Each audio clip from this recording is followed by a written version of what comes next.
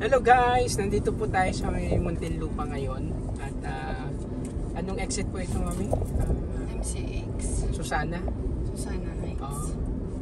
Susana Heights exit. So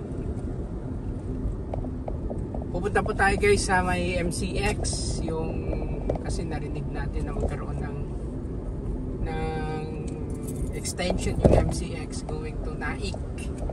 So dahil sa magkakaroon ng ganong project, dadaanan natin yung MCX ngayon.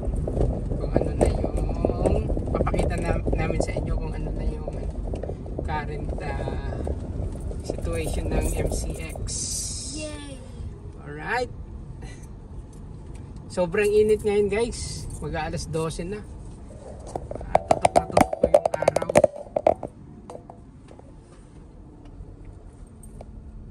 Saan ba tayo? Tama ba yung papasukan natin? MCX Manila Calamba. Alright. Sa mga hindi nakakalam guys, ito yung starting point ng MCX going to Villar City. So mamaya pagtagos natin doon, makikita natin kung saan mag-start yung extension going to Naik na magdudugtong naman sa may Cavite Bataan Bridge. Yun. Yeah, it's also a shortcut to Cavite. Yeah. Cavite shortcut. Gonna go to Cavite. Napakagandang project yan. Pag nagkataon natapos mga after Yeah, also the road is so smooth. Brother walking. The road is so smooth. Alright. So nandito na tayo guys. So smooth. Sobrang init. Nakikita niyo yung mga halaman. Maganda din pala siya tingnan pag ganyan. Golden brown. It's fun. So ulitin ko guys, nandito po tayo sa may Susana exit. Isa sa Sa ilong ng init, na-feel ko. SLEX. Yan. Yung sa ilalim natin, yung SLEX yun. I wish Philippines wasn't a tropical country so I can go in the snow. Now, you can go to Benguet. Wait, how come Korea is also a bit of a tropical country but there's snow? Korea. You go to Titaluan. Does It's Japan, spring daw. Ayun doon. does Japan have snow? Sabi niya. Yeah. Mom, does Japan, wait, yeah, Yes. Japan has snow pala, I forgot.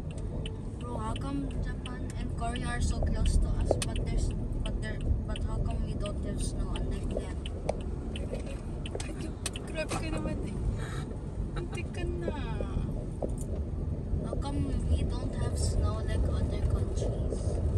I want snow. Ang daming paliko-liko dito sa may Susana exit. Punta Ayan, ka kay Titaluan. Ayan. So ayan na. Padaang nga rin na tayo guys. I wanna go to Germany. Balik sa January, sumama ka sa kanya. Ayan, Takinay MCX. ka. Going to MCX na tayo. Online ka naman, di ba? Sabihin mo sa kanya, tita, sama ako sa Germany. Sabihin mo. Tawagan mo siya. Sama ako, tita. Schools in Germany are better. No, you just go pasyal. Visit.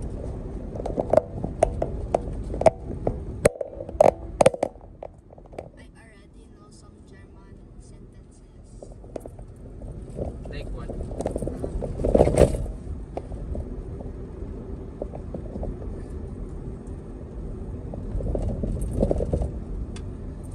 Ito na. Welcome to Villar City. Ayusin ko. Okay. Okay naman na. MCX. Ano na daw ang bagong meaning ng MCX ngayon? Ano na siya? Manny Cynthia Expressway. Money in City Express. Wow, we're so fast. 80. Wow. I did feel it. Yeah, cause you're the driver.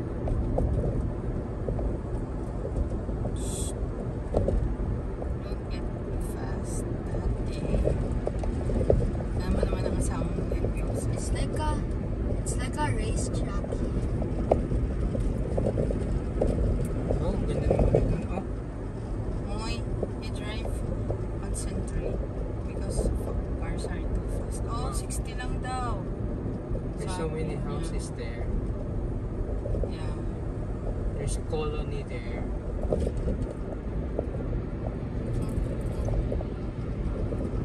Oh, Mahilo nga, no? Parang na-feel niyo yun. Sakit sa lalamunan ilong.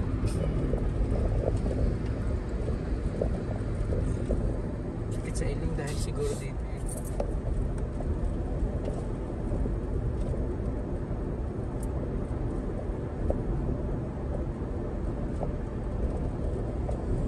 Suwabe dito guys, dapat talaga madugtungan na tong expressway na to kasi hindi siya gaano na yung na-serve niya na maiksi lang.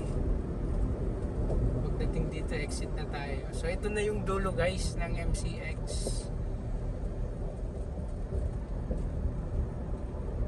At least meron ng meron access dito na diretso.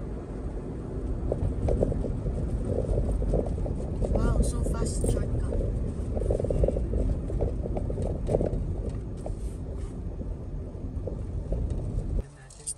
No, kanina it was in video, but kanina when you started right now, you accidentally swiped down.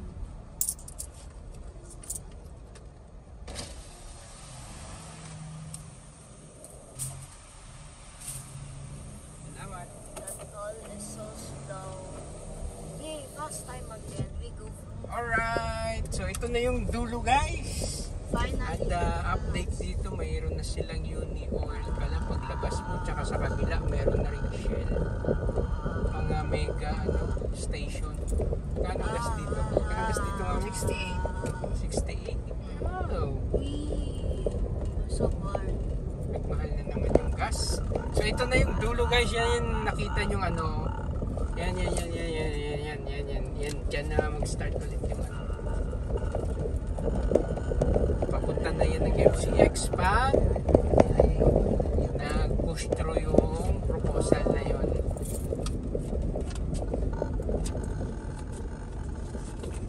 Kasi kailangan din kasi necessity talaga din yung yun. Oh, the old Fort Highway na yun. Everest.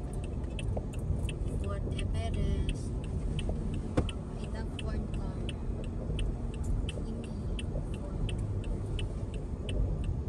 Alright, so dire-diretso na tayo guys. Punta na tayo ng papunta tayo sa may Kimos. Daanan natin yung Villar City. Why does that Fort have So, pink? along the Angari. Ay, behind nyo, ang ganda ng Wow, Lamborghini. Wow! Beautiful. Wow. I think that was an Aventador. Stunning. or Stunning something. car. I think that was an Aventador. Tingnan natin kung ano nang nangyayari dyan.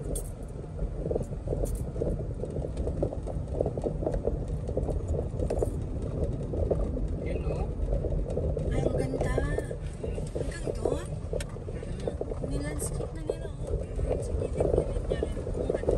kakaroon na rin ng access dyan. Ang galing. Kasi maliit yung mall, di ba? Kaya maliit lang siya.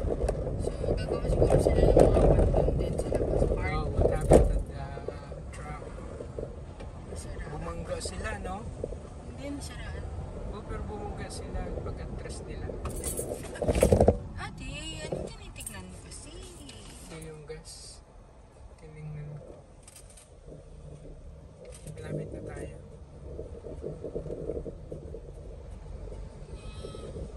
Yan, isa sa pinakamagandang daanan to dito guys kasi malinis siya eh.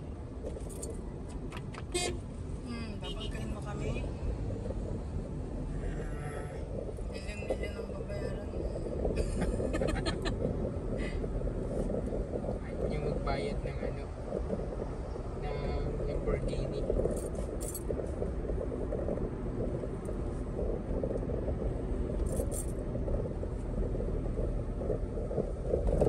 Ganda talaga dito dumaan. Suwabe yung kalsada. So imagine guys, after 10 years, ang laki na ng mga pagbabago na naman dito. Lalo na ngayon medyo aggressive yung Villar group of company para i-develop yung Villar City nila. Maganda lang tinununan nila. Ang ganda niya pag lumaki na. Maganda yung Villar City, 1 million tawag? trees daw.